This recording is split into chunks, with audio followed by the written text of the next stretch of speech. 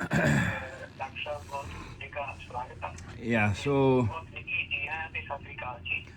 ਹਾਂਜੀ ਸਾਰੇ ਸਰੋਤਿਆਂ ਨੂੰ ਤੁਹਾਨੂੰ ਵੀ ਬਹੁਤ ਪਿਆਰ ਨਾਲ ਨਿੱਘੀ ਸਤਿ ਸ਼੍ਰੀ ਅਕਾਲ। ਮੈਂ ਹਾਜ਼ਰ ਹਾਂ ਤੁਹਾਡਾ ਰੋਜ਼ਾਨਾ ਵਾਲਾ ਪ੍ਰੋਗਰਾਮ ਲੈ ਕੇ। ਅਸੀਂ ਜੀਵਨ ਤੋਂ ਜੀਵਨ ਦੀ ਉਤਪਤੀ ਤੋਂ ਸ਼ੁਰੂ ਕੀਤਾ ਹੋਇਆ ਹੈ ਤੇ ਬਚਪਨ ਦੇ ਵਿੱਚ ਹੁਣ ਕਿਹੜੀਆਂ ਬਿਮਾਰੀਆਂ ਇੱਕ ਨਵਜੰਮੇ ਬੱਚੇ ਨੂੰ ਹੋ ਸਕਦੀਆਂ ਨੇ। ਉਹਨੇ ਵਿਚਾਰੇ ਨੇ ਆਪ ਤੇ ਕੁਝ ਨਹੀਂ ਕਰਨਾ, ਆਪ ਤੇ ਉਹਨੇ ਕੋਈ ਗਲਤੀਆਂ ਨਹੀਂ ਕੀਤੀਆਂ, ਵੱਡਿਆਂ ਵਿੱਚ ਤਾਂ ਹੋ ਸਕਦੀਆਂ। ਖਾਦ ਖੁਰਾਕ, ਰਹਿਣ ਸਹਿਣ, ਆਬੋ ਹਵਾ, ਬਹੁਤ ਸਾਰੀਆਂ ਚੀਜ਼ਾਂ ਐਸੀਆਂ ਹਨ ਜਿਨ੍ਹਾਂ ਦੇ ਕਰਕੇ ਉਹਨੂੰ ਬਿਮਾਰੀਆਂ ਪੈਦਾ ਹੋ ਸਕਦੀਆਂ ਨੇ। ਪਰ ਨਵਜੰਮੇ ਬੱਚੇ ਨੇ ਵਿਚਾਰੇ ਨੇ ਤਾਂ ਸਾਡੇ ਉੱਪਰ ਡਿਪੈਂਡ ਕਰਨਾ ਹੈਗਾ। ਪਰ ਬਾਵਜੂਦ ਇਸ ਦੇ ਵੀ ਅਸੀਂ ਵੇਖਦੇ ਹਾਂ ਕਿ ਹੁਣ ਤੱਕ ਬਹੁਤ ਸਾਰੀਆਂ ਬਿਮਾਰੀਆਂ ਨਵਜੰਮੇ ਬੱਚਿਆਂ ਨੂੰ ਵੀ ਹੋ ਜਾਂਦੀਆਂ ਨੇ। ਔਰ ਉਹਨਾਂ ਨਵਜੰਮੇ ਬੱਚਿਆਂ ਦੀਆਂ ਬਿਮਾਰੀਆਂ ਦੇ ਸੰਬੰਧ ਦੇ ਵਿੱਚ ਅਸੀਂ ਵਿਚਾਰ ਕਰ ਰਹੇ ਹਾਂ ਕਿ ਨਵਜੀਵਨ ਹਾਲੇ ਤੁਰਿਆ ਹੈਗਾ ਤੇ ਤੁਰਨ ਤੋਂ ਬਾਅਦ ਉਹਨੂੰ ਪਹਿਲੀ ਅਸੀਂ ਟੈਟਨਸ ਦੀ ਗੱਲ ਹੋ ਗਈ ਤੇ ਉਸ ਤੋਂ ਬਾਅਦ ਉਸ ਨੂੰ ਜੁਆਇੰਟਸ ਦੀ ਗੱਲ ਹੋ ਗਈ। ਇਹ ਉਹ ਨੇ ਜਿਹੜੀਆਂ ਬਚਪਨ ਵਿੱਚ ਗੱਲਾਂ ਹੋ ਜਾਂਦੀਆਂ ਨੇ, ਆਮ ਤੌਰ 'ਤੇ ਹੁੰਦੀਆਂ ਹੀ ਨੇ। ਉਸ ਤੋਂ ਅਗਲੀ ਗੱਲ ਚੀਮਾ ਸਾਹਿਬ ਜਿਹੜੀ ਆਮ ਬਚਪਨ ਦੇ ਵਿੱਚ ਹੋ ਜਾਂਦੀ ਹੈ ਉਹ ਹੈ ਹੈਪਾਟਾਈਟਸ। ਆਮ ਤੌਰ 'ਤੇ ਵੱਡਿਆਂ ਦੀ ਬਿਮਾਰੀ ਹੈ ਪਰ ਇਹ ਬੱਚਿਆਂ ਨੂੰ ਵੀ ਹੋ ਜਾਂਦੀ ਹੈ ਤੇ ਬੱਚਿਆਂ ਵਾਸਤੇ ਜਦੋਂ ਹੁੰਦੀ ਹੈ ਤੇ ਬਹੁਤ ਹੀ ਖਤਰਨਾਕ ਹੁੰਦੀ ਹੈ। ਇਸ ਕਰਕੇ ਸਾਨੂੰ ਇਹਦੀ ਸੰਭਾਲ ਜ਼ਿਆਦਾ ਕਰਨੀ ਪੈਂਦੀ ਹੈ।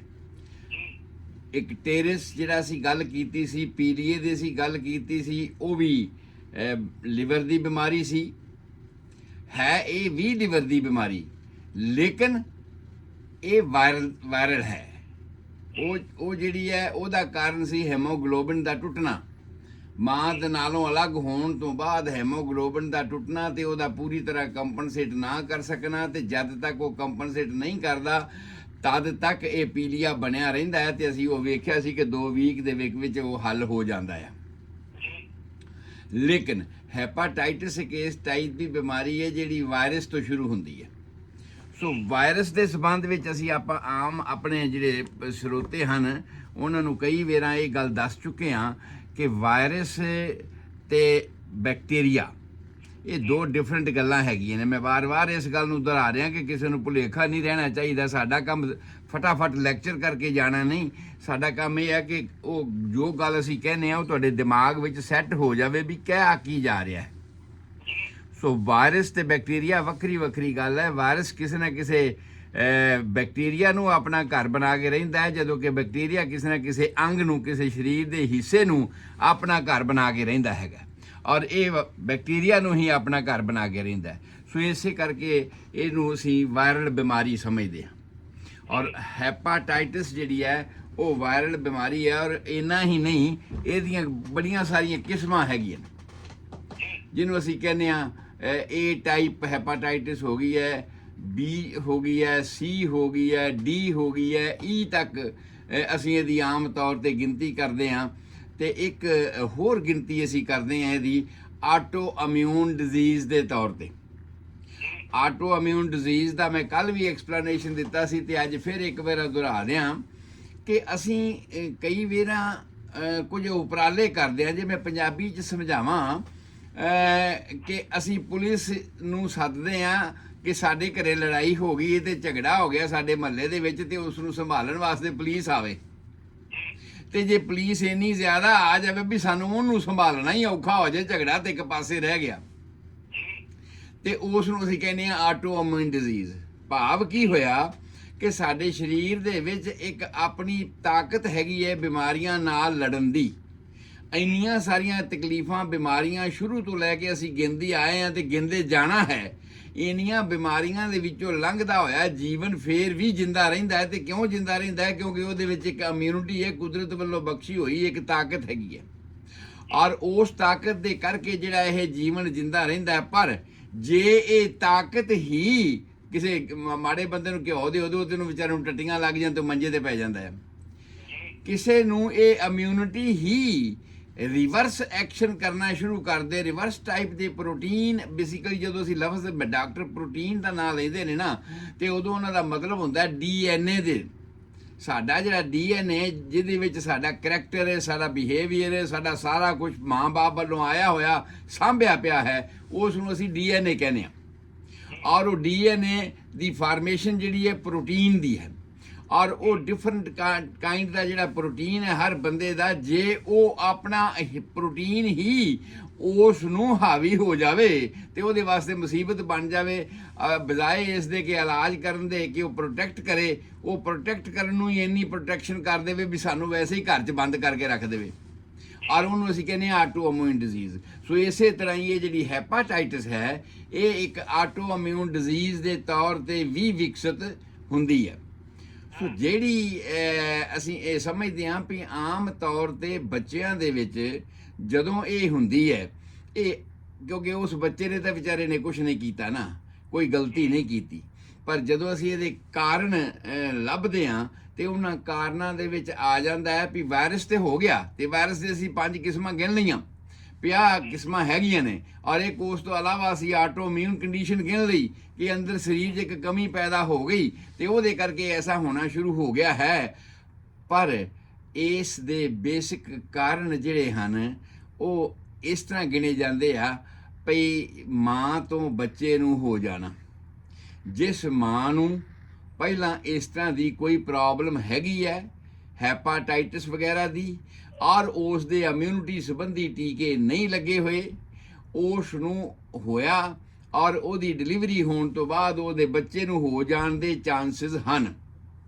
ਦੂਸਰੀ ਗੱਲ, ਮਾਂ ਦੀ ਖਾਦ ਖੁਰਾਕ ਜਿਹੜੀ ਵੀ ਹੈ ਉਸ ਨੂੰ ਉਹ ਹੱਥ ਲਗਾਉਂਦੀ ਹੈ, ਉਸੇ ਨਾਲ ਹੀ ਉਹ ਬੱਚੇ ਨੂੰ ਟੱਚ ਕਰਦੀ ਹੈ, ਉਹੀ ਉਹਦੇ ਕੱਪੜੇ ਹੈ ਉਹਨਾਂ ਨੂੰ ਉਹ ਟੱਚ ਕਰਦੀ, ਕਿਉਂਕਿ ਵਾਇਰਸ ਹੈ ਨਾ, ਬੈਕਟੀਰੀਆ ਨਹੀਂ ਵਾਇਰਸ ਆ, ਤੋ ਉਹਦੇ ਵਿੱਚੋਂ ਵੀ ਇਹ ਬੱਚੇ ਨੂੰ ਹੋ ਸਕਦੀ ਹੈ। ਉਸ ਤੋਂ ਇਲਾਵਾ ਵਾਇਰਲ ਆਮ ਤੌਰ ਤੇ ਇਹ ਬੈਕਟੀਰੀਅਲ ਬਿਮਾਰੀਆਂ ਦਾ ਕੰਮ ਹੁੰਦਾ ਆ, ਬਈ ਜਿਵੇਂ ਟੀਬੀ ਵਾਲੇ ਦੀ ਥੁੱਕ ਤੋਂ ਜਾਂ ਖੰਘਾਰ ਤੋਂ ਜਾਂ ਉਹਦੇ ਸਾਹ ਤੋਂ ਕਿਸੇ ਦੂਜੇ ਨੂੰ ਟੀਬੀ ਹੋ ਜਾਣੀ, ਪਰ ਇਹ ਵਾਇਰਲ ਬਿਮਾਰੀ ਇਸ ਟਾਈਪ ਦੀ ਹੈ ਕਿ ਮਾਂ ਦੇ ਸੀਰਮ ਤੋਂ, ਸੀਰਮ ਮੀਨਸ ਦੁੱਧ, ਬੱਚੇ ਨੇ ਦੁੱਧ ਪੀਣਾ ਮਾਂ ਦਾ, ਤੇ ਕਈਆਂ ਨੂੰ ਉਸ ਦੁੱਧ ਤੋਂ ਵੀ ਇਹ ਤਕਲੀਫ ਹੋ ਸਕਦੀ ਹੈ। ਮਾਂ ਦੇ ਟੱਚ ਸਪਰਸ਼ ਦੇ ਕਰਕੇ ਵੀ ਐਸਾ ਹੋ ਸਕਦਾ ਹੈਗਾ, ਔਰ ਉਹਦਾ ਫੂਡ, ਉਹਦਾ ਡਰਿੰਕ, ਇਹ ਸਾਰੀਆਂ ਗੱਲਾਂ ਦੇ ਵਿੱਚੋਂ ਵੀ ਇਸ ਬੱਚੇ ਨੂੰ ਜਿਹੜਾ ਨਵ ਜੰਮਿਆ ਹੈਗਾ ਉਹਦੀ ਇਮਿਊਨਿਟੀ ਅਜੇ ਇੰਨੀ ਡਿਵੈਲਪ ਨਹੀਂ ਹੋਈ, ਪਰ ਮਾਂ ਜਿਹੜੀ ਉਹਨੂੰ ਸੰਭਾਲ ਰਹੀ ਹੈ ਜਾਂ ਜਿਹੜਾ ਵੀ ਬੰਦਾ ਉਹਨੂੰ ਸੰਭਾਲ ਰਿਹਾ ਹੈਗਾ ਉਹਦੇ ਵਿੱਚ ਕਿਸੇ ਤਰ੍ਹਾਂ ਦੇ ਇਹ ਵਾਇਰਸ ਹੋਏ ਤੇ ਉਹਨਾਂ ਕੋਲੋਂ ਇਹ ਬੱਚੇ ਨੂੰ ਤਕਲੀਫ ਹੋ ਸਕਦੀ ਹੈ। ਵੱਡੀ ਗੱਲ ਪਤਾ ਕੀ ਹੁੰਦਾ, ਅਸੀਂ ਨਵਾਂ ਜੰਮਿਆ ਬੱਚਾ ਤਾਂ ਸਾਰੇ ਉਹਨੂੰ ਮਿਲ ਜਾਂਦੇ ਆ ਤੇ ਸਾਰੇ ਉਹਨੂੰ ਘੁੱਟ-ਘੁੱਟ ਕੇ ਜੱਫੀਆਂ ਪਾਉਂਦੇ ਆ ਤੇ ਸਾਰੇ ਉਹਨੂੰ ਚੁੰਮਦੇ ਆ। ਇਸ ਚੁੰਮਣ ਦੇ ਨਾਲ ਵੀ ਛੋਟੇ ਬੱਚਿਆਂ ਨੂੰ ਆਮ ਤੌਰ ਤੇ ਗੱਲਾਂ ਦੇ ਉੱਪਰ ਰੈਸ਼ਸ ਹੋ ਜਾਂਦੀਆਂ ਨੇ ਇਸ ਵਾਇਰਸ ਦੇ ਕਰਕੇ। ਸੋ ਇਸ ਕਰਕੇ ਇਹ ਵੀ ਪ੍ਰੋਟੈਕਸ਼ਨ ਕਰਨ ਦੀ ਜ਼ਰੂਰਤ ਹੈਗੀ ਆ ਕਿ ਜਦੋਂ ਨਵਜੰਮਾ ਬੱਚਾ ਹੋਵੇ, ਖਾਸ ਤੌਰ ਤੇ ਪ੍ਰੀਕਾਸ਼ਨ ਨਹੀਂ ਹੋ ਰਿਹਾ ਜਾਂ ਹਸਪੀਟਲ ਦੇ ਵਿੱਚ ਨਹੀਂ ਹੈਗਾ, ਘਰਾਂ ਪਿੰਡਾਂ ਦੇ ਵਿੱਚ ਹੀ ਬੱਚੇ ਜੰਮੇ ਨੇ, ਤੇ ਉਹਨਾਂ ਹਾਲਾਤਾਂ ਦੇ ਵਿੱਚ ਵਾਰ-ਵਾਰ ਚੁੰਮਣ ਵਾਲੀ ਗੱਲ ਵੀ ਨਾ ਕੀਤੀ ਜਾਵੇ। ਪਤਾ ਨਹੀਂ ਜਿਹੜਾ ਬੰਦਾ ਆ ਰਿਹਾ ਹੈ ਤਾਂ ਨਜ਼ਦੀਕੀ ਸਗਾ, ਉਹਨੇ ਹੀ ਆ ਕੇ ਚੁੱਕਣਾ ਤੇ ਉਹਨੇ ਹੀ ਚੁੰਮਣਾ ਹੈਗਾ, ਪਰ ਇਹ ਉਹਨੂੰ ਵੀ ਨਹੀਂ ਪਤਾ ਕਿ ਮੈਂ ਹੈਪਾਟਾਈਟਸ ਦਾ ਕੈਰੀਅਰ ਹਾਂ, ਵੀ ਮੇਰੇ ਸਰੀਰ ਦੇ ਵਿੱਚ ਇੱਕ ਹੈਪਾਟਾਈਟਸ ਚੱਲ ਰਹੀ ਹੈ। ਬੇਸ਼ੱਕ ਉਹਦੇ ਸਿੰਪਟਮ ਹੁਣ ਮੈਨੂੰ ਨਹੀਂ ਹੈਗੇ, ਲੇਕਿਨ ਉਹ ਇਸ ਛੋਟੇ ਬੱਚੇ ਨੂੰ ਤਕਲੀਫ ਦੇ ਸਕਦਾ ਹੈਗਾ। ਇਸ ਕਰਕੇ ਸਾਨੂੰ ਇਹ ਪ੍ਰੀਕਾਸ਼ਨ ਕਰਨ ਦੀ ਜ਼ਰੂਰਤ ਹੈਗੀ ਆ ਕਿ ਹੈਪਾਟਾਈਟਸ ਬੱਚੇ ਨੂੰ ਨਾ ਹੋ ਜਾਵੇ।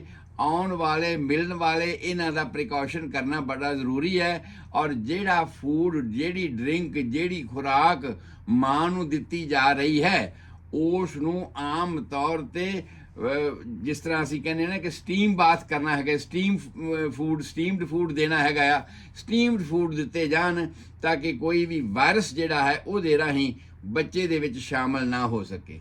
ਇਸ ਤੋਂ ਇਲਾਵਾ ਮਾਵਾਂ ਦੀ ਡਿਲੀਵਰੀ ਅਗਰ ਨਾਰਮਲ ਹੋਈ ਹੈ, ਵੈਸੇ ਸਿਜ਼ੇਰੀਅਨ ਵਾਲੇ 'ਚ ਵੀ ਹੋ ਸਕਦਾ ਹੈ, ਕਿਉਂਕਿ ਸਿਜ਼ੇਰੀਅਨ ਵਾਲੇ ਦੇ ਵਿੱਚ ਵੀ ਜੇ ਪ੍ਰੀਕਾਸ਼ਨ ਨਹੀਂ ਹੋਇਆ ਤੇ ਉਸ ਹਾਲਾਤ ਦੇ ਵਿੱਚ ਵੀ ਉਹਨਾਂ ਬੱਚਿਆਂ ਨੂੰ ਇਹ ਹੈਪਾਟਾਈਟਸ ਹੋ ਸਕਦਾ ਹੈਗਾ।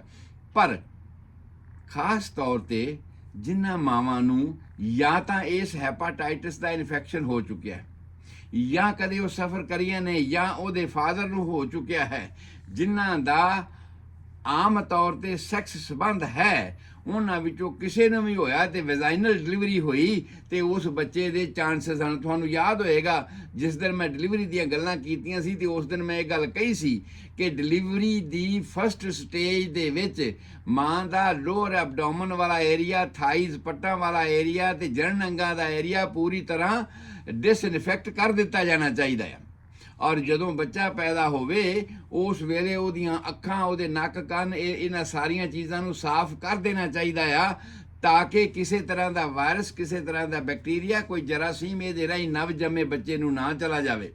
ਸੋ ਇਹ ਗੱਲਾਂ ਇਸੇ ਕਰਕੇ ਕੀਤੀਆਂ ਸਨ ਕਿਉਂਕਿ ਇਹ ਜਿਹੜਾ ਵਾਇਰਸ ਹੈ ਇਹ ਇਹਨਾਂ ਹਾਲਾਤਾਂ ਦੇ ਵਿੱਚ ਹੀ ਬੱਚੇ ਦੇ ਵਿੱਚ ਐਂਟਰ ਕਰ ਜਾਂਦਾ ਹੈ ਤੇ ਉਸ ਐਂਟਰੀ ਨੂੰ ਬਚਾਉਣ ਲਈ ਬੱਚੇ ਦੇ ਪ੍ਰੀਕਾਸ਼ਨ ਵਾਸਤੇ ਸਾਨੂੰ ਇਹ ਕੁਝ ਕਰਨਾ ਪਏਗਾ। ਇਸ ਤੋਂ ਵੀ ਇਲਾਵਾ ਚੀਮਾ ਸਾਹਿਬ ਅਸੀਂ ਇਹ ਬੜੀ ਗੱਲ ਅਜੀਬ ਜਿਹੀ ਲੱਗਦੀ ਹੈ ਸਾਨੂੰ ਕਰਨੀ ਕਿਉਂਕਿ ਸਾਡੀ ਕਮਿਊਨਿਟੀ ਦੇ ਵਿੱਚ ਇਹੋ ਜਿਹੀਆਂ ਗੱਲਾਂ ਹੁੰਦੀਆਂ ਨਹੀਂ ਗੀਆਂ, ਪਰ ਜਿਸ ਦੇਸ਼ ਵਿੱਚ ਅਸੀਂ ਰਹਿੰਦੇ ਹਾਂ ਉੱਥੇ ਇਹ ਆਮ ਹੈ।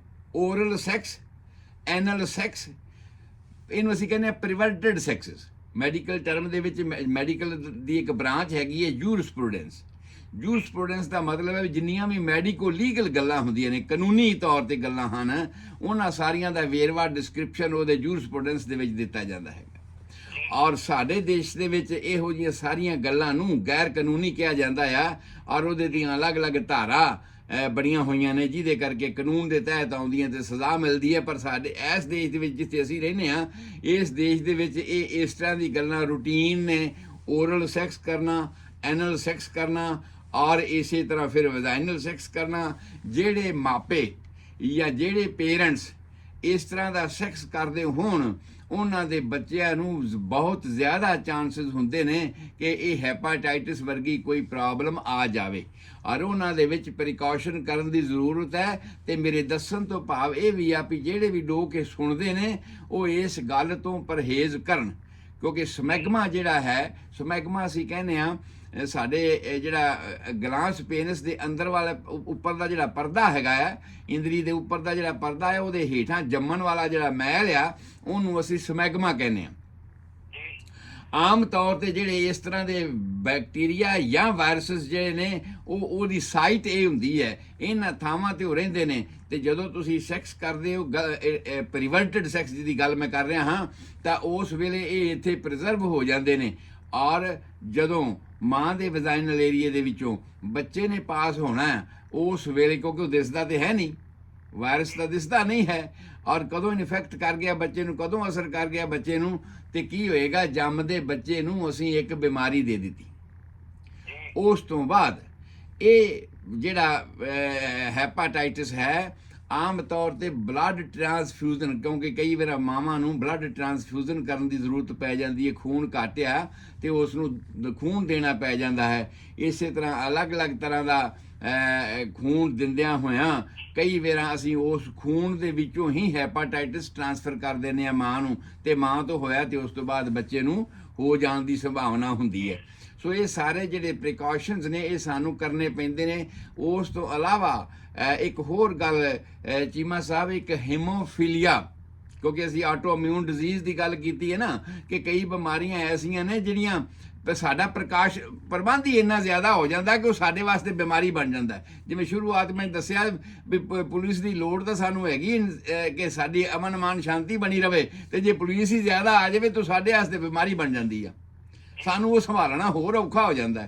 ਠੀਕ ਇਸੇ ਤਰ੍ਹਾਂ ਸਾਡੀ ਇਮਿਊਨਿਟੀ ਹੈਗੀ ਹੈ, ਉਹ ਇਮਿਊਨਿਟੀ ਸਾਨੂੰ ਬਿਮਾਰੀਆਂ ਤੋਂ ਬਚਾਉਂਦੀ ਹੈ, ਪਰ ਓਵਰ ਇਮਿਊਨਿਟੀ ਵੀ ਜਿਹੜੀ ਹੈ ਬਿਨਾਂ ਲੋੜੋਂ ਇਮਿਊਨਿਟੀ ਵੀ ਐਕਸਾਈਟ ਹੋਈ ਜਿਹੜੀ ਹੈ ਉਹ ਵੀ ਨੁਕਸਾਨ ਕਰਦੀ ਹੈ। ਸੋ ਇਸ ਤਰ੍ਹਾਂ ਦੀਆਂ ਆਟੋ ਇਮਿਊਨ ਡਿਜ਼ੀਜ਼ਸ ਵੀ ਬਿਮਾਰੀਆਂ ਵੀ ਜਿਹੜੀਆਂ ਆਪਣੇ ਆਪ ਸਰੀਰ ਹੀ ਅੰਦਰੋਂ ਪੈਦਾ, ਇੰਜ ਕਹਿ ਲਓ ਜਿਵੇਂ ਸਰੀਰ ਹੀ ਅੰਦਰੋਂ ਹੁਣ ਪੈਦਾ ਕਰ ਰਿਹਾ ਤੇ ਉਹ ਸਰੀਰ ਪੈਦਾ ਕਰਨ ਵਾਲੀਆਂ ਗੱਲਾਂ ਜਿਹੜੀਆਂ ਨੇ ਇਹ ਬੱਚੇ ਨੂੰ ਨਾ ਹੋ ਜਾਣ। ਇਸ ਕਰਕੇ ਸਾਨੂੰ ਇਹਨਾਂ ਸਾਰੀਆਂ ਗੱਲਾਂ ਦਾ ਪ੍ਰੀਕਾਸ਼ਨ ਕਰਨ ਦੀ ਜ਼ਰੂਰਤ ਹੈ। ਬਲੱਡ ਟ੍ਰਾਂਸਫਿਊਜ਼ਨ ਕਰਨਾ ਤਾਂ ਡਾਕਟਰਾਂ ਦਾ ਕੰਮ ਹੈਗਾ ਤੇ ਉਹਨਾਂ ਦਾ ਕੰਮ ਆ ਕਿ ਉਸ ਨੂੰ ਪ੍ਰੀਕਾਸ਼ਨ ਕਰਕੇ ਇਹ ਚੱਲਣ। ਦੂਸਰਾ ਉਹ ਵੀ ਗੱਲ ਸਾਡੇ ਦੇਸ਼ ਦੇ ਵਿੱਚ ਘੱਟ ਆ ਪਰ ਇਸ ਦੇਸ਼ ਦੇ ਵਿੱਚ ਇਹ ਆਮ ਹੀ ਹੈ, ਡਰੱਗ ਲੈਣਾ, ਸਿਗਰਟ ਪੀਣਾ ਜਾਂ ਹੋਰ ਇੱਕ ਤਰ੍ਹਾਂ ਦੇ ਜਿਹੜੇ ਡਰੱਗ ਲੈਣਾ। ਇੱਥੇ ਤੇ ਮਾਵਾਂ ਵੀ ਡਰੱਗ ਲਈ ਜਾਂਦੀਆਂ ਨੇ, ਬੰਦਿਆਂ ਦੀ ਤੇ ਗੱਲ ਹੀ ਨਹੀਂ ਹੈਗੀ। ਸੋ ਉਹ ਜਿਹੜੀਆਂ ਮਾਵਾਂ ਹੁੰਦੀਆਂ ਨੇ ਇਸ ਤਰ੍ਹਾਂ ਦੀਆਂ ਉਹਨਾਂ ਦੇ ਬੱਚਿਆਂ ਨੂੰ ਹੈਪਾਟਾਈਟਿਸ ਹੋ ਜਾਣ ਦੀ ਸੰਭਾਵਨਾ ਜ਼ਿਆਦਾ ਹੁੰਦੀ ਹੈ। ਜੀ ਔਰ ਹੁਣ ਗੱਲ ਆਈ, ਇਹ ਸਾਰੇ ਕਾਰਨ ਸਨ, ਮੈਂ ਕਾਰਨ ਦੱਸੇ ਤੇ ਕਾਰਨਾਂ ਦੇ ਵਿੱਚ ਇਹ ਦੱਸਿਆ ਕਿ ਹੈਪਾਟਾਈਟਿਸ ਦੀਆਂ ਕੈਟੇਗਰੀਆਂ ਨੇ ਉਸ ਵਾਇਰਸ ਦੀਆਂ। ਉਹ ਜਿਹੜਾ ਵਾਇਰਸ ਹੈ ਉਹਦੀਆਂ ਕੈਟੇਗਰੀਜ਼ ਨੇ ABCDE। ਜਿਹੜੀ A ਤੇ E ਹੈ ਉਹ ਆਮ ਤੌਰ ਤੇ ਬਹੁਤਾ ਕਰਕੇ ਸਾਡੇ ਫੂਡ ਚੋਂ, ਸਾਡੇ ਡਰਿੰਕ ਚੋਂ, ਸਾਡੇ ਟੱਚ ਕਰਨ ਤੋਂ ਇਹੋ ਜੀ ਚੀਜ਼ ਨੂੰ ਉਹ ਸਾਰੀਆਂ ਹੁੰਦੀਆਂ ਨੇ।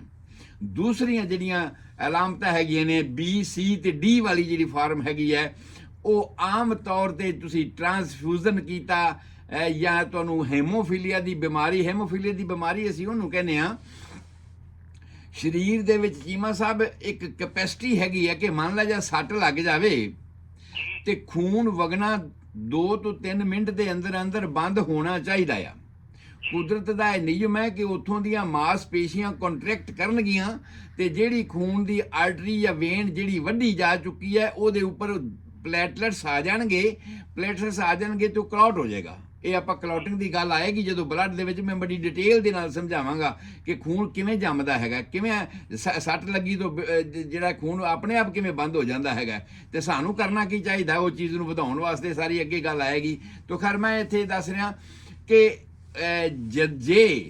ਜੇ ਸਾਡੇ ਸਰੀਰ ਦੇ ਵਿੱਚ ਉਹ ਕੈਪੈਸਿਟੀ ਜਿਹੜੀ ਖੂਨ ਨੂੰ ਨਾਰਮਲ ਤੌਰ ਤੇ ਵਿਦਨ 2 to 3 ਮਿੰਟਸ ਕਲੌਟ ਕਰਦੀ ਹੈ, ਉਹਦੀ ਕਮੀ ਹੋ ਜਾਵੇ, ਇਹ ਜੈਨੇਟਿਕ ਕਰੈਕਟਰ ਦੀ ਇੱਕ ਬਿਮਾਰੀ ਹੈਗੀ ਹੈ ਹੀਮੋਫੀਲੀਆ। ਮਾਂ ਬਾਪ ਤੋਂ ਅੱਗੇ ਬੱਚਿਆਂ ਨੂੰ ਟ੍ਰਾਂਸਫਰ ਹੁੰਦੀ ਹੈ, ਜਿਹਦੇ ਵਿੱਚ ਬੱਚਿਆਂ ਨੂੰ ਇਸ ਤਰ੍ਹਾਂ ਦੀਆਂ ਪ੍ਰੋਬਲਮ ਆਉਂਦੀਆਂ ਨੇ ਕਿ ਸੱਟ ਲੱਗੀ ਉਹਨਾਂ ਦਾ ਖੂਨ ਹੀ ਨਹੀਂ ਬੰਦ ਹੁੰਦਾ।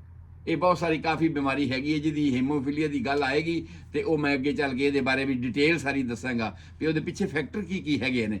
ਖੈਰ ਅੱਜ ਸਾਡਾ ਜਿਹੜਾ ਮਸਲਾ ਹੈਗਾ ਉਹ ਹੈਗਾ ਹੈਪਾਟਾਈਟਿਸ ਦਾ। ਤਾਂ ਹੈਪਾਟਾਈਟਿਸ ਦੇ ਵਿੱਚ ਆਮ ਤੌਰ ਤੇ ਇਹ ਚੀਜ਼ਾਂ ਜਿਹੜੀਆਂ ਨੇ ਕੰਸੀਡਰ ਕੀਤੀਆਂ ਜਾਂਦੀਆਂ ਨੇ ਕਿ ਹੀਮੋਫੀਲੀਆ ਤਾਂ ਨਹੀਂ ਹੈਗਾ, ਬਲੱਡ ਟ੍ਰਾਂਸਫਿਊਜ਼ਨ ਤਾਂ ਨਹੀਂ ਹੋ ਗਿਆ, ਵਾਰ-ਵਾਰ ਜਿਹੜੀਆਂ ਸੂਈਆਂ ਲੱਗੀਆਂ ਨੇ, ਹੁਣ ਇੱਥੇ ਤਾਂ ਖੈਰ ਠੀਕ ਹੈ, ਸਾਰੀਆਂ ਇੱਕ ਬੰਦੇ ਨੂੰ ਇੱਕ ਵਾਰ ਸੂਈ ਲਾਉਂਦੇ ਨੇ ਤੇ ਸਿੱਟ ਦਿੰਦੇ ਨੇ। ਆਪਣੇ ਪਿੰਡਾਂ ਥਾਵਾਂ ਤੇ ਐਸਾ ਹੁੰਦਾ ਹੀ ਨਹੀਂ। ਤੇ ਇਹ ਪ੍ਰੋਗਰਾਮ ਇੰਡੀਆ ਦੇ ਵਿੱਚ ਬਹੁਤ ਸਾਰੇ ਲੋਕ ਸੁਣ ਰਹੇ ਨੇ, ਹਜ਼ਾਰਾਂ ਦੀ ਤਾਦਾਦ ਦੇ ਵਿੱਚ ਇਸ ਪ੍ਰੋਗਰਾਮਾਂ ਨੂੰ ਸੁਣਦੇ ਨੇ। ਤੇ ਮੈਂ ਉਹਨਾਂ ਨੂੰ ਦੱਸਣਾ ਚਾਹੁੰਦਾ ਕਿ ਜਿਹੜੀਆਂ ਵਾਰ-ਵਾਰ ਤੁਹਾਡੇ ਪਿੰਡਾਂ 'ਚ ਡਾਕਟਰ ਆਉਂਦੇ ਨੇ, ਤੁਹਾਨੂੰ ਸੂਈਆਂ ਲਾਉਂਦੇ ਨੇ ਨਾ, ਉਹਨਾਂ ਦੀ ਪ੍ਰੀਕਾਸ਼ਨ ਕਰਨ ਦੀ ਲੋੜ ਹੈ ਹਰ ਇੰਡੀਵਿਜੂਅਲ ਵਾਸਤੇ। ਪੂਰੀ ਤਰ੍ਹਾਂ ਐਂਟੀਸੈਪਟਿਕ ਮੈਜਰਸ ਅਡਾਪਟ ਕਰਕੇ ਟੀਕਾ ਸ਼ੀਕਾ ਵਗੈਰਾ ਲਵਾਇਆ ਕਰੋ, ਉਹਦੇ ਨਾਲ ਹੈਪਾਟਾਈਟਿਸ ਹੋ ਜਾਣ ਦੀ ਸੰਭਾਵਨਾ ਹੈ ਤੇ ਅੱਗੇ ਤੁਹਾਡੇ ਬੱਚੇ ਨੂੰ ਵੀ ਇਹ ਟ੍ਰਾਂਸਮਿਟ ਹੋ ਸਕਦੀ ਹੈ। ਜਦੋਂ ਬਲੱਡ ਟ੍ਰਾਂਸਫਿਊਜ਼ਨ ਹੋਵੇ ਉਦੋਂ ਤਾਂ ਡਾਕਟਰਾਂ ਨੇ ਕੇਅਰ ਕਰਨੀ ਹੈ ਤੇ ਡਾਕਟਰ ਕੇਅਰ ਕਰਦੇ ਹੀ ਕਰਦੇ ਨੇ, ਪਰ ਫਿਰ ਵੀ ਕੁਝ ਚਾਂਸਸ ਐਸੇ ਹੋ ਸਕਦੇ ਨੇ ਜਿਨ੍ਹਾਂ ਦੇ ਵਿੱਚ ਇਸ ਤਰ੍ਹਾਂ ਦੀ ਕੰਡੀਸ਼ਨ ਆ ਸਕਦੀ ਹੈਗੀ ਹੈ। ਲਓ ਜੀ, ਹੁਣ ਇਸ ਤੋਂ ਬਾਅਦ ਆ ਗਿਆ ਟੀਮਾ ਸਾਹਿਬ, ਨਿਸ਼ਾਨੀਆਂ ਕੀ ਹੈਗੀਆਂ ਨੇ। ਆਮ ਤੌਰ ਤੇ ਇਹ ਜਿਹੜੀ ਬਿਮਾਰੀ ਹੈ ਉਹ 2 ਵੀਕ ਦੇ ਵਿੱਚ ਬੱਚੇ ਨੂੰ ਨਿਸ਼ਾਨੀਆਂ ਆਣੀਆਂ ਸ਼ੁਰੂ ਹੋ ਜਾਂਦੀਆਂ ਨੇ। ਜੰਮਿਆ ਹੈ, ਠੀਕ ਠਾਕ ਹੋਇਆ ਹੈ, ਪੀਲੀਆ ਅਸੀਂ ਦੱਸਿਆ ਸੀ ਕਿ ਉਸੇ ਵੇਲੇ ਹੋ ਜਾਂਦਾ। ਯਾਦ ਰਹੇ ਕੱਲ ਅਸੀਂ ਪੀਲੀਏ ਦੀ ਗੱਲ ਕੀਤੀ ਸੀ ਸੈਟਰਡੇ ਵਾਲੇ ਦਿਨ, ਤੇ ਅਸੀਂ ਕਿਹਾ ਸੀ ਕਿ ਪੀਲੀਆ ਤੇ ਉਸੇ ਵੇਲੇ ਹੀ ਹੋ ਜਾਂਦਾ ਆ ਔਰ 2 ਵੀਕਾਂ 'ਚ ਠੀਕ ਹੋ ਜਾਂਦਾ ਆ। ਤੇ ਇਹ ਜਿਹੜਾ ਹੈਪਾਟਾਈਟਿਸ ਆ, ਇਹਦੇ ਸਿੰਪਟਮ ਹੀ 2 ਹਫ਼ਤਿਆਂ 'ਚ ਸਟਾਰਟ ਹੁੰਦੇ ਆ, ਦੋਹਾਂ 'ਚ ਅੰਤਰ ਆ। ਇਹ 2 ਹਫ਼ਤਿਆਂ ਦੇ ਵਿੱਚ ਜਿਹੜੇ ਨੇ ਇਹਦੇ ਸਿੰਪਟਮ ਜਿਹੜੇ ਸਟਾਰਟ ਹੁੰਦੇ ਨੇ। ਔਰ ਆਮ ਤੌਰ ਤੇ ਜਦੋਂ ਇਹ ਸਿੰਪਟਮ ਸਟਾਰਟ ਹੁੰਦੇ ਨੇ ਉਹਦੇ ਵਿੱਚ ਬੁਖਾਰ ਹੋਣਾ, ਸਕਿਨ। ਇੱਕ ਗੱਲ ਹੋਰ ਯਾਦ ਰੱਖਣ ਵਾਲੀ ਕਿ ਲਿਵਰ ਦੀਆਂ ਜਿੰਨੀਆਂ ਵੀ ਬਿਮਾਰੀਆਂ ਨੇ, ਲਿਵਰ ਨੂੰ ਅਸਰ ਕਰਨ ਵਾਲੀਆਂ ਜਿੰਨੀਆਂ ਵੀ ਬਿਮਾਰੀਆਂ ਨੇ, ਲਿਵਰ ਨੂੰ ਡੈਮੇਜ ਕਰਨ ਵਾਲੀਆਂ ਜਿੰਨੀਆਂ ਵੀ ਬਿਮਾਰੀਆਂ ਨੇ, ਉਹਨਾਂ ਵਿੱਚ ਮੁੱਖ ਸਿੰਪਟਮ ਹੈ ਪੀਲੀਆ। ਪੀਲੀਆ ਮੁੱਖ ਸਿੰਪਟਮ ਹੈ। ਉਹਨੂੰ ਚਾਹੇ ਕਿਸੇ ਨੇ ਗਾਲ ਸਟੋਨ ਹੋ ਗਿਆ ਹੋਵੇ, ਪੱਥਰੀ ਹੋ ਗਈ ਹੋਵੇ ਤੇ ਪੱਥਰੀ ਦੇ ਨਾਲ ਗਾਲ ਬਲੈਡਰ 'ਚ ਬਲੌਕੇਜ ਆ ਗਈ ਹੋਵੇ, ਚਾਹੇ ਗਾਲ ਬਲੈਡਰ ਜਿਹੜਾ ਲਿਵਰ ਦਾ ਇਨਫਲੇਮੇਸ਼ਨ ਹੋ ਗਿਆ ਹੋਵੇ, ਚਾਹੇ ਕਿਸੇ ਵੀ ਤਰ੍ਹਾਂ ਦੀ ਸਿਰੋਸਿਸ ਕੁਝ ਵੀ ਹੋ ਗਿਆ ਹੋਵੇ, ਲਿਵਰ ਦੇ ਵਿੱਚ ਕੋਈ ਵੀ ਤਕਲੀਫ ਜਦੋਂ ਵੀ ਹੋਗੀ ਤੇ ਉਹਦੀ ਪਹਿਲੀ ਨਿਸ਼ਾਨੀ ਹੈ ਪੀਲੀਆ ਹੋ ਜਾਏਗਾ। ਅੱਖਾਂ ਪੀਲੀਆਂ, ਸਕਿਨ ਪੀਲੀ, ਪਿਸ਼ਾਬ ਪੀਲਾ ਔਰ ਪਿਸ਼ਾਬ ਪੀਲੇ ਤੋਂ ਬਾਅਦ ਕਾਲਾ ਹੋਣਾ ਸ਼ੁਰੂ ਹੋ ਜਾਂਦਾ ਹੈ। ਇਹ ਸਾਰੀਆਂ ਗੱਲਾਂ ਮੈਂ ਕੱਲ ਦੱਸ ਚੁੱਕਿਆ ਹਾਂ ਕਿ ਇਹ ਸਾਡੇ ਬਿਲੀਵਰਡਨ ਜਿਹੜੇ ਸਾਲਟ ਤੇ ਪਿਗਮੈਂਟਸ ਬਣਦੇ ਨੇ ਆਇਰਨ ਟੁੱਟਣ ਤੋਂ ਬਾਅਦ, ਇਹ ਉਹਨਾਂ ਦੀ ਕਿਰਿਆ ਦੇ ਕਰਕੇ ਹੁੰਦਾ ਹੈ। ਸੋ ਮੈਂ ਇਹ ਕਹਿ ਰਿਹਾ ਕਿ ਇਹ ਜਿਹੜਾ ਹੈਪਾਟਾਈਟਿਸ ਆ, ਇਹਦੇ ਵਿੱਚ ਵੀ ਬੁਖਾਰ ਹੁੰਦਾ ਆ, ਪੀਲੀ ਸਕਿਨ ਹੁੰਦੀ ਹੈ, ਬੱਚਾ ਵਾਰ-ਵਾਰ ਉਲਟੀਆਂ ਕਰਦਾ। ਮੈਂ ਬੱਚਿਆਂ ਦੀ ਗੱਲ ਕਰ ਰਿਹਾ। ਉਹ ਬੱਚਾ ਜਿਹੜਾ ਆ ਵਾਰ-ਵਾਰ ਉਲਟੀਆਂ ਕਰਦਾ ਹੈਗਾ, ਔਰ ਇੱਕਦਮ ਬਜਾਏ ਇਸ ਦੇ ਕਿ 2 ਵੀਕ ਤੋਂ ਬਾਅਦ ਬੱਚੇ ਦਾ ਭਾਰ ਵਧੇ, ਬੱਚੇ ਦਾ ਭਾਰ ਘਟਣ ਲੱਗ ਜਾਂਦਾ ਹੈ। ਔਰ ਬੱਚਾ ਢਿੱਡ 'ਚ ਪੀੜ, ਹੁਣ ਢਿੱਡ 'ਚ ਪੀੜ ਉਹ ਤੇ ਦੱਸ ਨਹੀਂ ਸਕਦਾ। ਬੱਚਾ ਵਾਰ-ਵਾਰ ਰੋਈ ਜਾਏਗਾ, ਰੋਂਦਾ ਹੈ, ਔਰ ਲੱਤਾਂ ਬਾਹਾਂ ਉਹ ਇਕੱਠੀਆਂ ਕਰਦਾ ਹੈ, ਜਾਂ ਚਿੱਟੇ ਰੰਗ ਦੀਆਂ ਟੱਟੀਆਂ, ਉਸ ਨੂੰ ਡਾਇਰੀਆ ਕਹਿੰਦੇ ਆ, ਟੱਟੀਆਂ ਲੱਗ ਜਾਂਦੀਆਂ ਨੇ। ਇਹ ਸਾਰੀਆਂ ਮੁੱਢਲੀਆਂ ਨਿਸ਼ਾਨੀਆਂ ਹਨ। ਔਰ ਜੇ ਉਹ ਮੁੱਢਲੀਆਂ ਨਿਸ਼ਾਨੀਆਂ ਆਮ ਸਧਾਰਨ ਬਿਮਾਰੀ ਦੇ ਟ੍ਰੀਟਮੈਂਟ ਦੇ ਤੌਰ ਤੇ ਉਹ ਠੀਕ ਨਹੀਂ ਹੁੰਦੀਆਂ, ਆਮ ਸਧਾਰਨ ਕੀ ਕਰਾਂਗੇ ਅਸੀਂ? ਪ੍ਰੀਕਾਸ਼ਨ ਕਰਾਂਗੇ, ਖਾਣ ਪੀਣ ਦੇ ਵਿੱਚ ਪ੍ਰਬੰਧ ਕਰਾਂਗੇ, ਉਹਦੀ ਖੁਰਾਕ ਦਾ ਪ੍ਰਬੰਧ ਕਰਾਂਗੇ, ਪਰ ਬਾਵਜੂਦ ਕਿਉਂਕਿ ਵਾਇਰਸ ਇੱਕ ਐਸੀ ਚੀਜ਼ ਆ ਚੀਮਾ ਸਾਹਿਬ ਜਿਹਦਾ ਇੱਕ ਆਪਣਾ ਡਿਊਰੇਸ਼ਨ ਹੈ, ਤੇ ਉਹਨੇ ਸਮਾਂ ਪੂਰਾ ਕਰਕੇ ਆਪਣੇ ਆਪ ਖਤਮ ਹੋਣਾ ਆ, ਖਤਮ ਹੋ ਜਾਣਾ ਜੀ। ਆਪਣੇ ਆਪ ਉਹਨੇ ਖਤਮ ਹੋਣਾ ਆ। ਪਰ ਜੇ ਤੂਫਾਨ ਆ ਜਾਵੇ ਤੇ ਤੂਫਾਨ ਆ ਕੇ ਤੇ ਚਲੇ ਜਾਊਗਾ, ਭੁਚਾਲ ਆ ਗਿਆ ਤੇ ਭੁਚਾਲ ਤੇ ਆਇਆ, ਕੁਝ ਸਕਿੰਟਾਂ ਦਾ ਮਿੰਟਾਂ ਦਾ ਤੇ ਚਲੇ ਗਿਆ, ਪਰ ਜਿਹੜੇ ਘਰ ਟਹਿ ਗਏ, ਜਿਹੜੇ ਖੰਭੇ ਟੁੱਟ ਗਏ, ਜਿਹੜੇ ਦਰਖਤ ਟੁੱਟ ਗਏ, ਇਹਨਾਂ ਨੂੰ ਰਿਪੇਅਰ ਕਰਦਿਆਂ ਤੇ ਸਮਾਂ ਲੱਗੇਗਾ ਨਾ। ਬਿਲਕੁਲ ਜੀ। ਇਹੀ ਗੱਲ ਇਸ ਹੈਪਾਟਾਈਟਸ ਦੇ ਵਿੱਚ ਵਾਪਰਦੀ ਹੈ। ਜੇ ਖੁਦਾ ਨਾ ਖਾਸਤਾ ਕਿਸੇ ਬੱਚੇ ਨੂੰ ਹੋ ਜਾਵੇ ਔਰ ਉਹ ਆਪਣੇ ਨਾਰਮਲ ਸਮਾਂ, ਅਸੀਂ ਸਮਝਦੇ ਹਾਂ ਇਹਦਾ ਕਿ ਵਿਦਿਨ 6 ਮੰਥ, 6 ਮਹੀਨੇ ਦਾ ਸਮਾਂ ਅਸੀਂ ਮੈਡੀਕਲ ਦੇ ਤੌਰ ਤੇ ਸਮਝਦੇ ਹਾਂ ਕਿ ਇਹ ਰਿਕਵਰੀ ਇਹਦੀ ਆਪਣੇ ਆਪ ਹੋ ਜਾਣੀ ਚਾਹੀਦੀ। ਜਿਹੜੀ ਡੈਮੇਜ ਹੋਈ ਹੈ, ਵਾਇਰਸ ਤੇ ਆਇਆ ਤੇ ਚਲੇ ਗਿਆ, ਜਿਹੜੀ ਉਹ ਤੂਫਾਨ ਨੇ ਡੈਮੇਜ ਕੀਤੀ ਹੈ, ਉਹ ਸਾਰੀ ਦੀ ਰਿਪੇਅਰ ਜਿਹੜੀ ਹੈ 6 ਮਹੀਨੇ ਵਿੱਚ ਹੋ ਜਾਣੀ ਚਾਹੀਦੀ, ਤੇ ਬੱਚਾ ਫਿਰ ਤੰਦਰੁਸਤ ਨਾਰਮਲ ਆਪਣੇ ਜੀਵਨ 'ਚ ਤੁਰ ਜਾਣਾ ਚਾਹੀਦਾ। ਪਰ ਜੇ ਅਸੀਂ ਸਮਝਦੇ ਹਾਂ ਐਸਾ ਨਹੀਂ ਹੋਇਆ, ਇਹ ਨਿਸ਼ਾਨੀਆਂ ਜਿਹੜੀਆਂ ਮੈਂ ਦੱਸੀਆਂ ਹਨ ਕਿ ਬੁਖਾਰ ਵੀ ਹੈ ਬੱਚੇ ਨੂੰ, ਚਮੜੀ ਵੀ ਪੀਲੀ ਹੈ ਉਹਦੀ, ਵਿਚਾਰੇ ਦੀ ਅੱਖਾਂ ਵੀ ਪੀਲੀਆਂ ਹੋ ਗਈਆਂ ਨੇ, ਪਿਸ਼ਾਬ ਵੀ ਉਹਦਾ ਪੀਲੇ ਰੰਗ ਦਾ ਆ ਰਿਹਾ ਹੈਗਾ, ਔਰ ਚਿੱਲਾਉਣਾ ਰੋਣਾ ਵੀ ਨਹੀਂ ਬੰਦ ਕਰਦਾ ਉਹ, ਉਲਟੀਆਂ ਵੀ ਆ ਰਹੀਆਂ ਨੇ ਤੇ ਟੱਟੀਆਂ ਵੀ ਚਿੱਟੇ ਰੰਗ ਦੀਆਂ ਉਹਦੀਆਂ ਆ ਰਹੀਆਂ ਨੇ। ਅਗਰ ਇਹ ਸਾਰੀਆਂ ਕੰਡੀਸ਼ਨਾਂ ਵੱਧ ਘੱਟ ਚੱਲਦੀਆਂ 6 ਮਹੀਨੇ ਦੇ ਵਿੱਚ ਵੀ ਠੀਕ ਨਹੀਂ ਹੁੰਦੀਆਂ, ਤੇ ਇਹਦਾ ਸਾਨੂੰ ਸਮਝਣਾ ਪਏਗਾ ਕਿ ਲਿਵਰ ਦੇ ਵਿੱਚ ਗ੍ਰਾਸ ਡੈਮੇਜ ਹੋ ਗਈ ਹੈ। ਲਿਵਰ ਜਿਹੜਾ ਆ ਉਹ ਜ਼ਿਆਦਾ ਨੁਕਸਾਨਿਆ ਗਿਆ, ਉਹਦੇ ਵਿੱਚ ਇੰਨਾ ਜ਼ਿਆਦਾ ਨੁਕਸਾਨ ਹੋ ਗਿਆ ਆ ਕਿ ਉਹਦੀ ਭਰਪਾਈ ਹੁਣ ਛੇਤੀ ਨਹੀਂ ਹੋ ਸਕਦੀ। ਔਰ ਇਸ ਤਰ੍ਹਾਂ ਦੇ ਹਾਲਾਤ ਵਿੱਚ ਹੁਣ ਤੱਕ ਦਾ ਜਿਹੜਾ ਆਪਣਾ ਅਮਰੀਕਾ ਦਾ ਡਾਟਾ ਹੈ ਨਾ, ਅਮਰੀਕਾ ਦਾ ਡਾਟਾ ਇਹ ਆ ਵੀ 14% ਬੱਚੇ ਇਸ ਤਰ੍ਹਾਂ ਦੇ ਹਨ ਜਿਨ੍ਹਾਂ ਨੂੰ ਬਚਪਨ ਦੇ ਵਿੱਚ ਹੀ ਲਿਵਰ ਟ੍ਰਾਂਸਪਲਾਂਟ ਕਰਨਾ ਪੈਂਦਾ।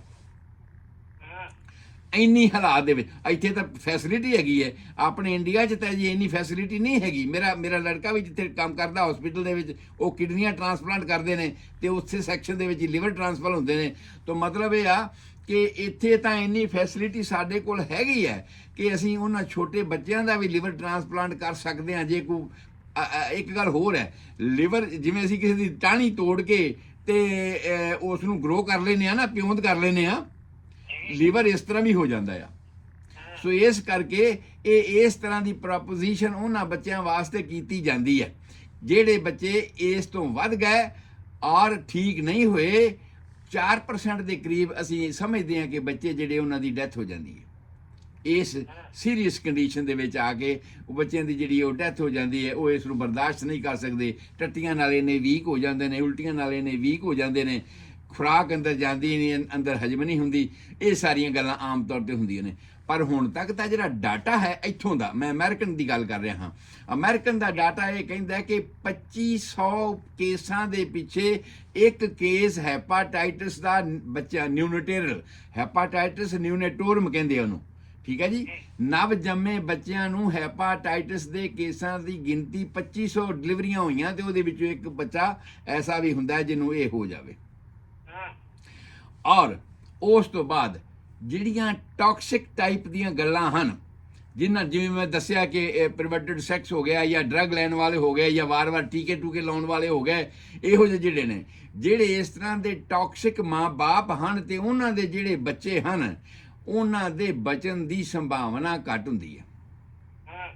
ਜਦੋਂ ਇਸ ਤਰ੍ਹਾਂ ਦੀਆਂ ਕੰਡੀਸ਼ਨਾਂ ਆ ਜਾਣ ਤੇ ਉਸ ਵੇਲੇ ਇਹ ਹਸਪੀਟਲਾਈਜੇਸ਼ਨ ਦਾ ਕੰਮ ਹੁੰਦਾ ਹੈ ਕਿ ਹਸਪੀਟਲ 'ਚ ਉਹਨੂੰ ਐਡਮਿਟ ਕੀਤਾ ਜਾਵੇ, ਉਹਦੀ ਪ੍ਰੋਪਰ ਜਿਹੜੀ ਕੇਅਰ ਕੀਤੀ ਜਾਵੇ, ਟੈਸਟ ਕਰਨ ਦੇ ਵਿੱਚੋਂ ਗੱਲ ਹੀ ਸਪਸ਼ਟ ਹੋ ਗਈ ਕਿ ਸਾਡਾ ਲਿਵਰ ਡੈਮੇਜ ਹੈ ਤੇ ਲਿਵਰ ਦੇ ਜਿਹੜੇ ਸੀਰਮ ਨੇ ਲਿਵਰ ਦੇ ਅਸੀਂ ਟੈਸਟ ਕਰਨੇ ਨੇ, ਪਰ ਉਹਦੇ ਨਾਲ ਦੀ ਨਾਲ ਅਸੀਂ WBC ਵਗੈਰਾ ਜਿਹੜਾ ਸਾਡਾ ਪ੍ਰੋਟੈਕਟਿਵ ਹੈ ਬਾਡੀ ਦੇ ਵਿੱਚ ਸਾਡੀ ਜਿਹੜੀ ਇਮਿਊਨਿਟੀ ਹੈਗੀ ਹੈ, ਸਾਡੀ ਫੋਰਸ ਹੈਗੀ ਲੜਨ ਵਾਲੀ, ਉਹਦੇ ਕਾਊਂਟ ਵੇਖਿਆ ਜਾਂਦਾ ਆ। ਔਰ ਇਸੇ ਤਰ੍ਹਾਂ ਹੀ ਕਿਉਂਕਿ ਹੈਮਾਫੀਲੀਆ ਹੋ ਜਾਣ ਦੀ ਸੰਭਾਵਨਾ ਹੁੰਦੀ ਹੈ, ਕਿਤੇ ਐਸਾ ਫੈਕਟਰ ਤਾਂ ਨਹੀਂ ਪਿੱਛੇ ਆ ਰਿਹਾ ਜਿਸ ਕਰਕੇ ਕੰਡੀਸ਼ਨ ਬਣ ਰਹੀ ਹੋਵੇ, ਇਸ ਕਰਕੇ ਸਾਨੂੰ ਬਲੱਡ ਕਲੌਟਿੰਗ ਫੈਕਟਰ ਵੀ ਚੈੱਕ ਕਰਨ ਦੀ ਜ਼ਰੂਰਤ ਪੈਂਦੀ ਹੈ। ਸੋ ਇਹ ਟੈਸਟ ਨੇ ਜਿਹੜੇ ਅਸੀਂ ਆਮ ਤੌਰ ਤੇ ਇਹ ਹਸਪਤਾਲਾਂ ਦੇ ਵਿੱਚ ਇਹਨਾਂ ਚੀਜ਼ਾਂ ਨੂੰ ਕਰਦੇ ਆ ਡਾਕਟਰ ਲੋਕ, ਕਿ ਜੇ ਇਸ ਤਰ੍ਹਾਂ ਦੀ ਕੋਈ ਗੱਲ ਹੋ ਜਾਵੇ ਤਾਂ। ਹਾਂ, ਹੁਣ ਗੱਲ ਆਈ ਕਿ ਕਰੀਏ ਕੀ ਫਿਰ। ਸਾਡੇ ਕੋਲ ਟਾਈਮ ਹੈ ਨਾ ਅਜੇ? ਨਹੀਂ ਨਹੀਂ, 2 ਮਿੰਟ ਹੋਰ ਲੈ ਲੈਂਦੇ ਹੋ ਮੈਨੂੰ। ਕੋਈ ਨਹੀਂ, ਲੈ ਲਓ ਤੁਸੀਂ, ਅਜੇ ਟਾਈਮ ਹੈਗਾ ਨਹੀਂ, ਤੁਸੀਂ 4-5 ਮਿੰਟ ਲੇਟ ਵੀ ਆਏ ਸੀ। ਠੀਕ ਹੈ, ਕਿਉਂਕਿ ਮੈਂ ਚਾਹੁੰਦਾ ਵੀ ਮੈਂ ਟੌਪਿਕ ਨੂੰ ਖਤਮ ਕਰਕੇ ਤੇ ਫਿਰ ਆਪਾਂ ਅੱਗੇ ਚੱਲਾਂਗੇ। ਸੋ ਆਮ ਤੌਰ ਤੇ ਜਿਹੜਾ ਵੈਕਸੀਨੇਸ਼ਨ ਹੈ ਇਹਦਾ, ਜਦੋਂ ਤੇ ਤੁਹਾਨੂੰ ਸੰਭਾਵਨਾ ਪਤਾ ਹੀ ਹੈ ਵੀ ਮਾਂ-ਬਾਪ ਡਰੱਗ ਲੈਂਦੇ ਨੇ ਜਾਂ ਮਾਂ-ਬਾਪ ਸੈਕਸ ਪਰਵਰਟਡ ਸੈਕਸ ਕਰਦੇ ਨੇ ਜਾਂ ਉਹਨਾਂ ਨੂੰ ਕੋਈ ਬਲੱਡ ਟ੍ਰਾਂਸਫਿਊਜ਼ਨ ਹੋਇਆ ਹੈ ਜਾਂ ਕੋਈ ਇਸ ਤਰ੍ਹਾਂ ਦੀ ਗੱਲ ਹੋਈ ਹੈ, ਫਿਰ ਤਾਂ ਕੁਤਾਹੀ ਕਰਨ ਦਾ ਮਤਲਬ ਹੀ ਨਹੀਂ ਹੈ। ਅਦਰਵਾਈਜ਼ ਆਮ ਤੌਰ ਤੇ 24 ਘੰਟਿਆਂ ਦੇ ਅੰਦਰ ਅੰਦਰ 2 ਘੰਟਿਆਂ ਤੋਂ ਲੈ ਕੇ 24 ਘੰਟੇ ਦੇ ਅੰਦਰ ਅੰਦਰ ਬੱਚੇ ਨੂੰ ਹੈਪਾਟਾਈਟਿਸ ਦਾ ਟੀਕਾ ਲਗਵਾ ਲੈਣਾ ਚਾਹੀਦਾ ਹੈ।